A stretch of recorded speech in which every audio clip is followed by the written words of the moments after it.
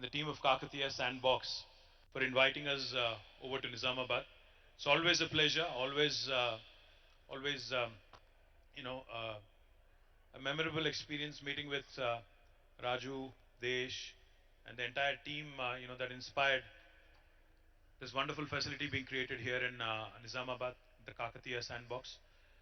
Also wanted to ensure, to all the distinguished delegates and others who have come from various parts of the world and also various parts of India.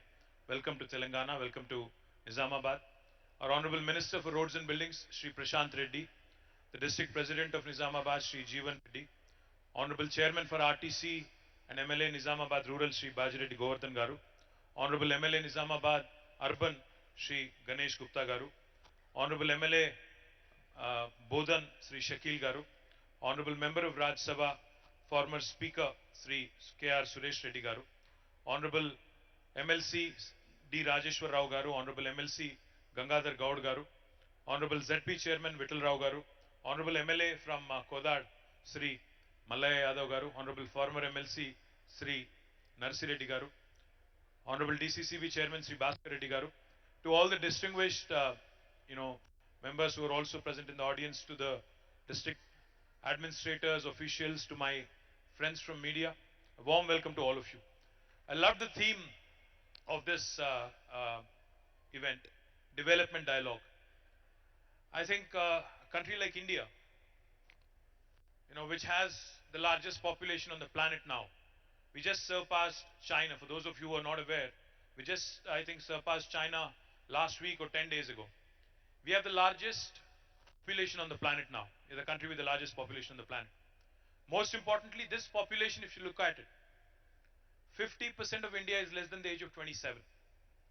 65% of India is less than the age of 35. Most in a knowledge economy, if you look, I think this is the biggest a nation can bring to the table. The kind of young think force, not young workforce, but the kind of young think force India possesses today is the biggest strength, in fact, it can leverage is to come. The reason why I said I love the theme of this conference being development dialogue is because I'll narrate a quick story to you. Back in 1987, both India and China, similar sized countries in terms of population, with the largest population, also had a similar sized economy.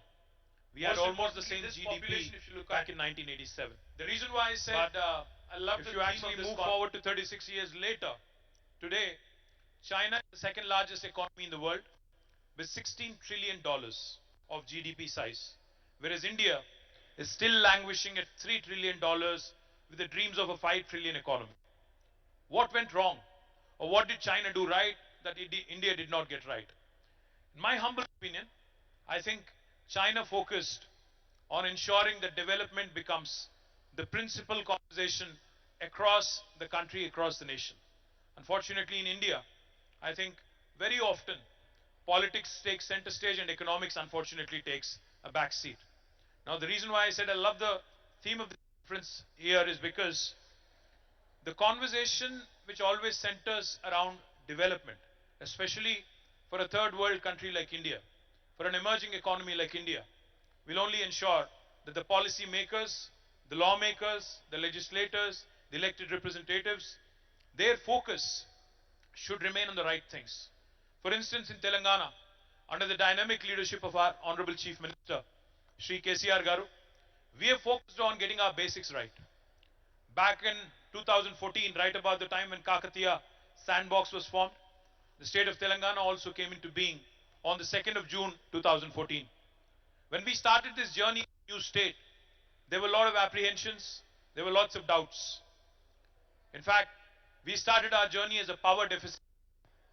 State of Telangana, in fact, when Manish was, Funny was talking, also when Raju was talking, they all mentioned farmers and the rural livelihoods, etc.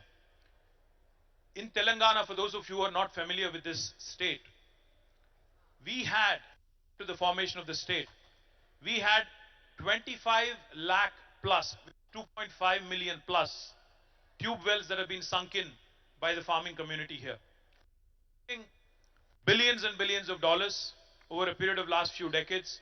They have sunk in many, many borewells into the arid, dry region of Telangana. While there is enough water in our rivers, Godavari and Krishna, it has not been leveraged. While there are enough minor irrigation tanks, almost 46,000 lakes and tanks, they have not been leveraged. Irrigation was primarily rain-fed and it was dependent on tube wells and bore wells. Now this is something that was the challenge when we started our journey as a new state. Because we started our journey as a power deficit state. When our Honorable Chief Minister assumed office on the 2nd of June 2014, he made it his primary challenge to address this power deficit situation. In a matter of 6 months, just 6 months, from the day he assumed office, he made sure that the power deficit situation has changed, and today I can proudly say that Telangana is a power surplus state which can actually supply electricity 24/7 to the farming community free of cost in India. And we are the only state in India which provides free power 24/7 to the farmers.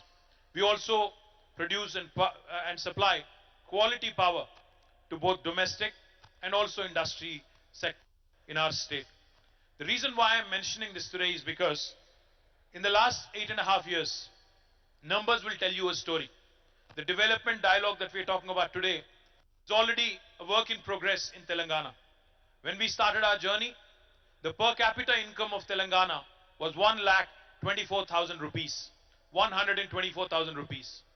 As of March last year, March 2022, the per capita of Telangana has increased to 278,000 rupees, 2,78,000 rupees. Almost 130% increase. The gross state domestic product, the GSDP of Telangana was about 500,000, 5 lakh crores on 2014 June 2nd.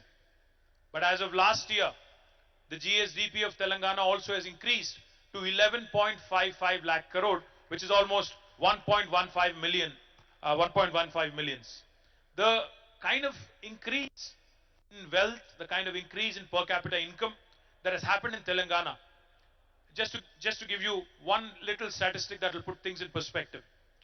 Telangana is only 0.5% of India in terms of population. We are only 40 million people. But our contribution to India's economy, India's GDP is 5%. We are 2.5% in terms of population, but our contribution is 5%, which means we are literally punching double our weight.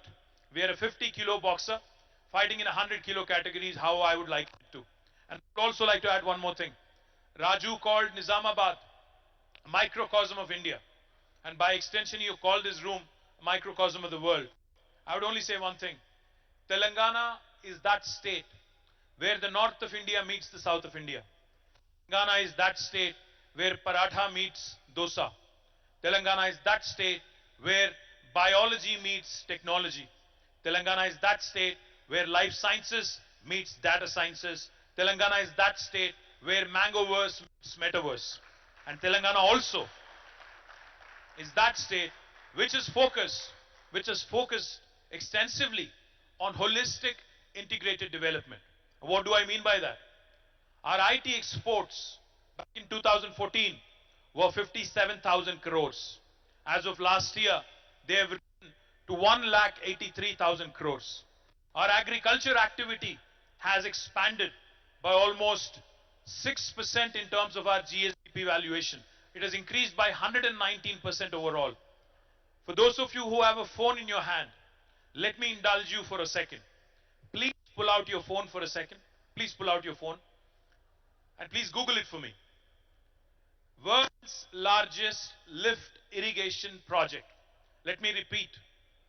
World's largest lift irrigation project. Can somebody tell me the answer? Those who are trigger happy and quick fingers. I'd like to hear from the backbenchers here. What is it? Kaleshwaram lift irrigation project. The reason why I mentioned it, very often we talk about Chinese execution. Very often we talk about how Three Dam was built by the Chinese in a record span of time. Let me tell you, youngest state in India, under the leadership of our dynamic Chief Minister, Sri KCR Garu, has built the world's largest lift irrigation project in a span of 4 years. Indian engineers, the engineers of Telangana, have made us proud.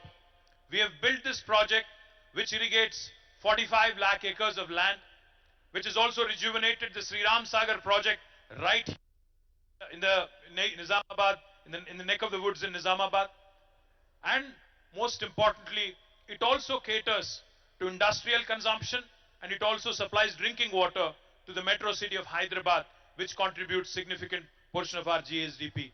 I'm not sure how many of you know this. Not only is Telangana home to the world's largest lift irrigation project, India recently completed 75 years of independence. We are the first state in India to have completed a mammoth, a Herculean task of providing a portable drinking water connection to each and every one of our 1 crore households under a project called as Mission Bhagirath. We are the first state to have completed it. And when we were laying the water pipeline, which almost ran for more than 100,000 kilometers, 1 lakh kilometers plus of water pipeline, along with it 19,000 reservoirs, and along with it number of pump houses and everything else that goes with it. Let me also tell you, we have leveraged, there is a very popular word in India called as jugaad. Jugaad basically means hustle. Jugaad basically means hustle. What we did in Telangana is something ingenious. When we had to dig and trench the entire landscape and lay almost 100,000 plus kilometers of pipeline, we decided that we'll also combine the fiber optic cable in the same trench that we were digging for the water pipeline. Thereby, Telangana will also become one among the first states in India to be providing 100 Mbps broadband connection to each and every one of our 10 homes. This is unique because the pandemic has shown us what can be done by way of e-commerce, by way of e-health, by way of digital education, and by way of digital empowerment at large.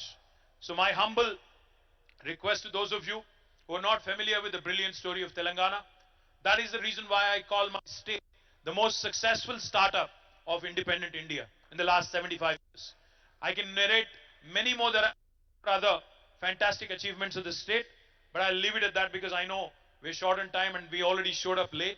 So let me thank Raju and the entire team of Kakatiya Sandbox for this wonderful opportunity. I wish the youngsters, the farmers, the entire ecosystem of Nizamabad the very best.